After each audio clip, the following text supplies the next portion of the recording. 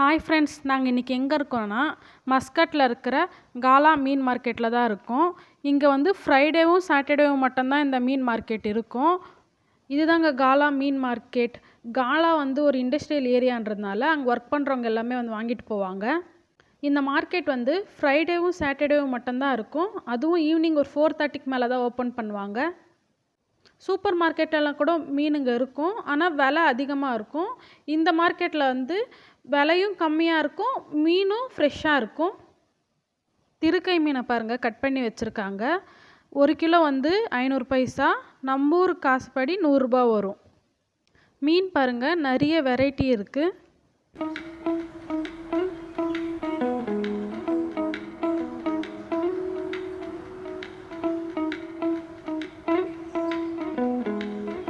இங்கே நண்டு, கனவா, எறா எல்லாமே இருந்துச்சு.